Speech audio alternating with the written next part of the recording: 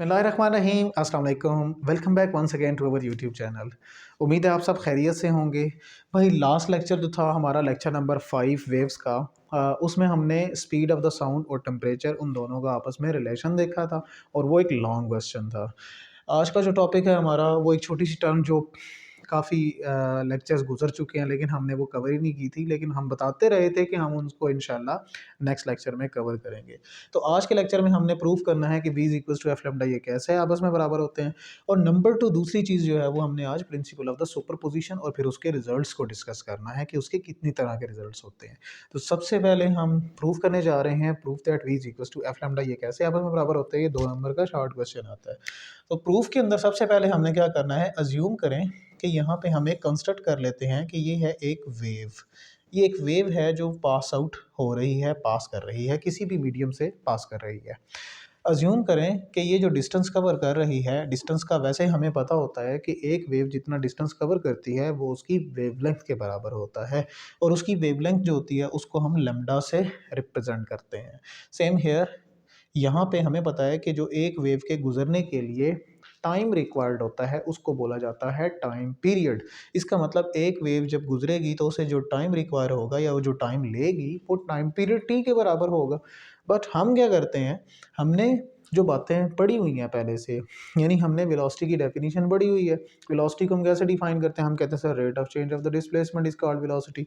हम उसी डेफिनेशन को उठाएंगे, हम यहाँ पे लिखेंगे मैथमेटिकल टर्म्स हैं, हम लिखेंगे as we know that, as we know that we know that velocity v is equals to delta x divided by delta t। यानी हम डेल्टा एक्स का मतलब है डिस्प्लेसमेंट जो वो कवर कर रही है, और वो हमें पहले से ही पता है कि वो डेल्टा एक्स किसके बराबर है सर, वो तो इसकी वेवलेंथ के बराबर होगा। डेल्टा टी का मतलब है टाइम इंटरवल, और हमें ये भी पता है कि एक वेव के गुजरने के लिए जो टाइम रिक्वायर होता है वो तो टाइम पीरियड कहलाता है। हम उन दोनों की वैल्यूज़ को इस इक्वेशन में पुट कर देंगे। It means that delta T भी पता चल गया, डेल्टा एक्स की कीमत भी मालूम है। दोनों की वैल्यूज़ को उस इक्वेशन में पुट करेंगे, हम लिखेंगे the above equation number 1 becomes. Equation 1 क्या बनेगी, डेल्टा एक्स की जगह पे हम लिखेंगे लेमडा, यानी ये जो डेल्टा एक्स है उसकी जगह पे आ जाएगा लेमडा, और डेल्टा टी की जगह पे आ जाएगा कैपिटल टी। लेकिन हम इसको इस तरह से भी तो लिख सकते हैं, v is equal to lambda multiplied by 1 over capital T. अब हमें एक चीज़ का पहले से पता है, और वो क्या है, हमें पता है कि सर फ्रीक्वेंसी और टाइम पीरियड एक दूसरे के रेसिप्रोकल होते हैं। It means that 1 over T की जगह पे एफ लिखा जा सकता है। Therefore the above equation becomes equal to v is equal to lambda, और यहाँ पे आ जाएगा f, या फिर आप इसको लिखेंगे v is equal to F lambda. तो भाई इतना सा प्रूव है। ये 2 नंबर का शॉर्ट क्वेश्चन आता है जिसके अंदर आपने इस वेव की डायग्राम को कंस्ट्रक्ट करना है और ये सिंपल मैथमेटिकल स्टेप्स करने हैं। अब हम चलते हैं अपने मेन टॉपिक की तरफ जो कि है principle of superposition. Principle of superposition, superposition.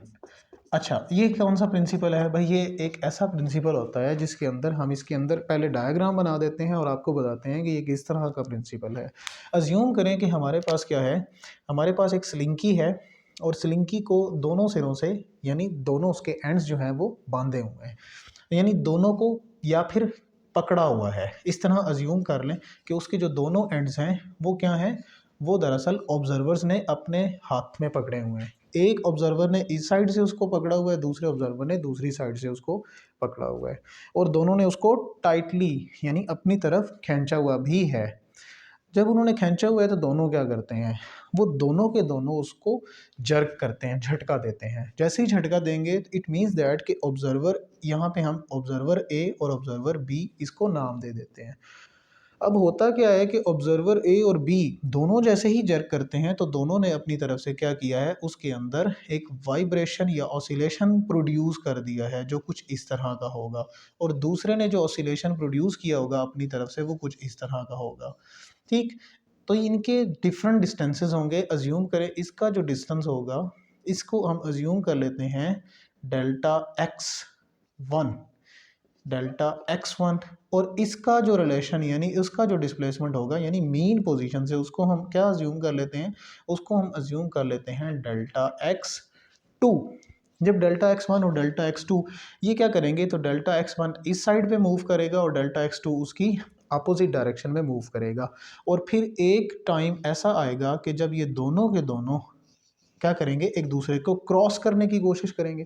लेकिन जैसे ही क्रॉस करेंगे और आपस में एक दूसरे को मिलेंगे, तो मिलने पर ये क्या करेंगे, एक डिस्प्लेसमेंट कवर करेंगे या डिस्प्लेसमेंट को प्रोड्यूस करेंगे। वो डिस्प्लेसमेंट इन दोनों तरह के डिस्प्लेसमेंट्स के सम के बराबर होगा।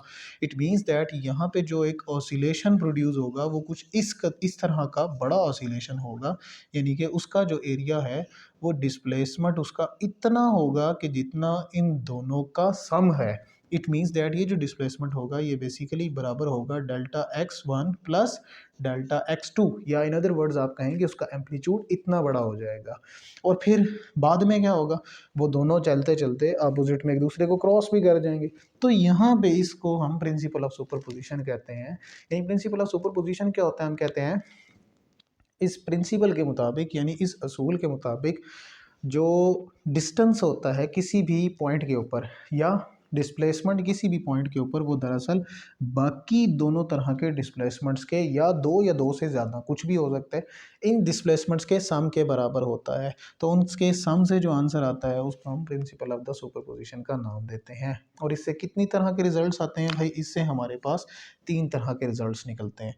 यानी यहाँ पे हम हेडिंग देंगे रिजल्ट्स का, और इनके कितने रिजल्ट्स होते हैं, इनके 3 रिजल्ट्स होते हैं। नंबर 1, सबसे पहला जो इसका रिजल्ट होता है उसको कहा जाता है इंटरफेरेंस। नंबर 2, दूसरा जो रिजल्ट आता है वो आता है बीट्स। और नंबर 3, तीसरे नंबर पे जो इनका रिजल्ट निकलता है वो निकलता है स्टेशनरी वेव्स। यानी ये 3 तरह के रिजल्ट्स प्रोड्यूस करता है।